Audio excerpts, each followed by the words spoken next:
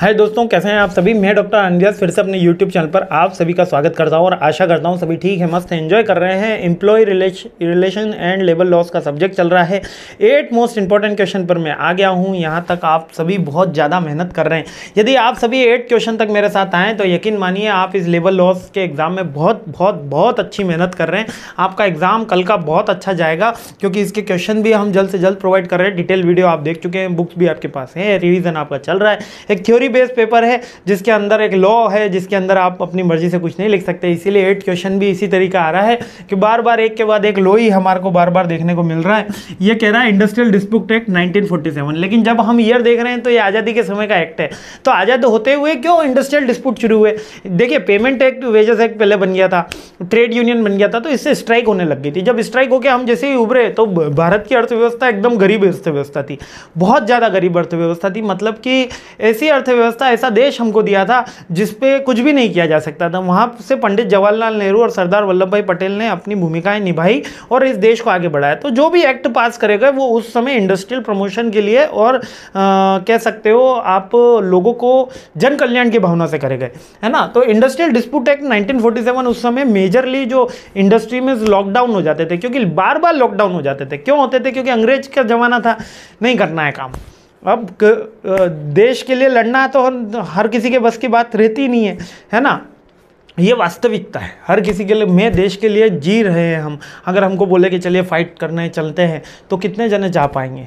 कितने जने? वास्तविकता की बात है। जो आर्मी के लोग वहाँ खड़े हैं बॉर्डर्स पे, उनको मेरा नमन है, उनको मेरा सलाम है, क्योंकि वो जो कर रहे हैं वो हम 1 दिन 2 दिन कर सकते हैं। डेली रूटीन में अगर बोला जाए कि आपको रोज़ 30 किलोमीटर चल के आगे जाना है और वहाँ पर आपको खड़े रहना है और वहाँ पे आपके पास एक वाटर की बोतल होगी और तो थोड़ा कुछ खाने का होगा और फिर 30 किलोमीटर चल के पेट्रोलिंग में आना है, आपको पैदल पैदल जाना है, तो कितना मुश्किल है।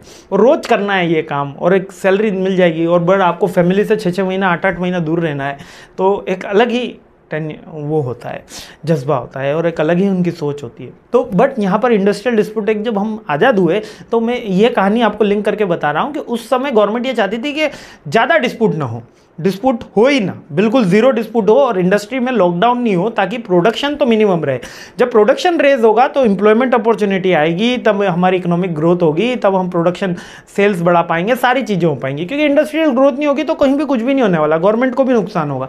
तो वो इंडस्ट्रियल डिस्प्यूट एक्ट लाई, जिसका मेन रीज़न ये था कि वो चाहती थी कि रेगुलेशन हो इंडस्ट्रियल्स के अंदर और रिलेशन, जो इंडस्ट्रियल रिलेशन में जो ट्रेड यूनियन और मिनिमम वेजेस एक्ट में हमेशा दिक्कतें आती थी, स्ट्राइक हो जाती थी, उनको अवॉइड किया जाए, उनका रिजॉल्व किया जाए और ये इंडस्ट्रियल डिस्प्यूट एक्ट बना के हम इसको सॉल्व कर सके। या अगर कोई ट्रेड यूनियन मुद्दा सॉल्व नहीं कर पा रही है तो वो कोर्ट में जाएगी, तो किस बिहाफ पे जाएगी? तो वो इंडस्ट्रियल डिस्प्यूट एक्ट का सहारा लेती थी, है ना। ये ऑल इसके प्रोविजंस क्या थे? इसके प्रोविजन थे कि इंडस्ट्रियल डिस्प्यूट एक्ट को, इंडस्ट्रियल डिस्प्यूट को पहली बार परिभाषित किया गया था कि एम्प्लॉयर और एम्प्लॉय के बीच में जो मतभेद है उसको इंडस्ट्रियल हम डिस्प्यूट कहते हैं। इसके अलावा जो स्ट्राइक्स और लॉकआउट को प्रोहिबिटेड किया गया था कि आप एक सर्टेन, हमने इमरजेंसी लगा दी, तब आप स्ट्राइक वगैरह नहीं कर सकते वरना जेल में डाल देंगे, है ना। इस तरीके के इमरजेंसी के प्रोविजंस इसके अंदर इंक्लूड करे गए थे। इसके अलावा और जो नेसेसरी प्रोडक्ट है उनके ऊपर स्ट्राइक नहीं लगा सकते। नेसेसरी प्रोडक्ट में आपको बताता हूं, पेट्रोल।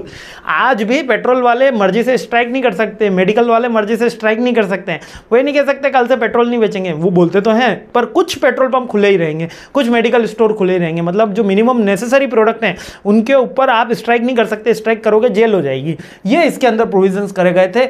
एक काउंसिलेशन की मशीनरी स्टार्ट करी गई थी, मतलब ऐसा तंत्र बनाया गया था जिससे ये डिस्प्यूट मिनिमम किए जा सके और मैक्सिमम लोगों को इससे फायदा हो। लेबर कोर्ट्स डेवलप करे गए थे, है ना। इंडस्ट्रियल ट्रिब्यूनल्स डेवलप करे गए थे। इसके अलावा सेटलमेंट्स एंड अवार्ड्स की व्यवस्था करी गई थी, यानी कि जो बेस्ट कंपनी रहेगी या बेस्ट ट्रेड यूनियन रहेगी उनको अवार्ड्स भी इसी की तरफ मिलेंगे, है ना। ले ऑफ, रिट्रेचमेंट, क्लोजर्स, यानी कि condition, the procedure of the lay off retrenchment के लिए और प्रायर नोटिस देना। अगर आप कोई कंपनी बंद कर रहे हो उसके लिए भी आपको इनसे परमिशन लेनी होगी, गवर्नमेंट से परमिशन लेनी होगी। स्ट्राइक करोगे तब भी गवर्नमेंट से परमिशन लेनी होगी। तो ये इस तरीके के कुछ प्रोविजंस इसके अंदर डाले गए कि काम कम कर रहे हैं, आप स्ट्राइक कर रहे हैं, तो शट डाउन कर रहे हैं, तो उसको रोकने के लिए। और unfair labour practice, unfair labour practice ये तब था क्योंकि लोगों ने सोचा अब तो हम स्वतंत्र हो गए, अब तो अंग्रेज चले गए, अब तो काम करना नहीं पड़ेगा, अब तो भारत सरकार पैसा देगी, ऐसा लोगों के मन के अंदर आने लगा। लेकिन ये गलत बात थी, क्योंकि लोगों का उस समय अगर थोड़ा सा और एफर्ट करते, थोड़ा और मेहनत करते, जैसे आज भी कर रहे हैं उस समय भी कर रहे थे, लेकिन कुछ जो हमेशा सारे जने तो अच्छे नहीं होते, कुछ जने तो खराब होंगे ही होंगे, और आज भी कुछ जने खराब हैं, जिसमें मैं थोड़ा सा खराब हूँ, है ना। तो अनफेयर लेबर प्रैक्टिस उससे स्टार्ट हो जाती है। उससे क्या होता है कि आदमी काम नहीं करता और धौंस देता है, ट्रेड यूनियन का हो सकता है, शट डाउन करने का, स्ट्राइक करने का, तो वो धौंस देने का। तो ये प्रैक्टिस ना हो, जिससे इंडस्ट्रियल डिस्प्यूट कम से कम हो और देश तरक्की। इस एक्ट का मेन प्रोविजन ये था कि देश में प्रोडक्शन को बूम करना है, तो उसके लिए पहले उनमें शांति होगी तो सारा काम होगा ना, तो इसलिए बनाया गया। तो इसमें पेनल्टीज भी इंक्लूड करे गए। तो इसके मेन प्रोविजन फिर से याद कर लीजिए। इसमें इंडस्ट्रियल डिस्प्यूट को परिभाषित किया गया था, इसमें प्रोहिबिट किया गया था स्ट्राइक्स को, इसमें एक मशीनरी स्थापित करी गई थी, इसमें कोड्स बनाए गए थे, लेबर कोड्स बनाए गए थे, इसमें सेटलमेंट्स करवाया जाता था, अवार्ड्स दिए जाते थे, इसमें ले ऑफ रिट्रेचमेंट के लिए आप पर्टिकुलर आपको परमिशन लेनी होती थी, अनफेयर लेबर प्रैक्टिस पे इसमें लगाम लगाई गई थी। इसका अमेंडमेंट होता है, इंडस्ट्रियल डिस्प्यूट एक्ट का अमेंडमेंट करा गया, बहुत बार करा गया, और इसका एनफोर्समेंट कराने के लिए वही लेबर ऑफिसर्स की आवश्यकता होती है, लेबर कोड्स बनाए जाते हैं, इंडस्ट्रियल ट्रिब्यूनल्स बनाए जाते हैं जो इनको हेल्प करती है।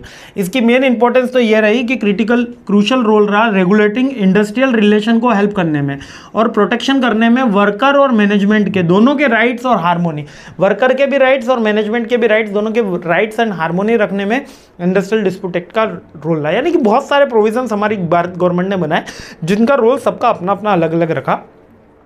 कुल मिला के देश को आगे बढ़ाना था, तो इसलिए सारे के सारे रूल्स बनते चले गए। चलिए आगे बढ़ते हैं और ये सीरीज़ आगे बढ़ाते हैं। मैंने डिटेल वीडियो में काफ़ी सारे इसके प्रोविज़न बताएं। आई होप आपको याद हो रहे होंगे, नहीं हो रहे हैं तो लिख लिख के याद करो, कोई और सॉल्यूशन नहीं है क्योंकि लॉ है।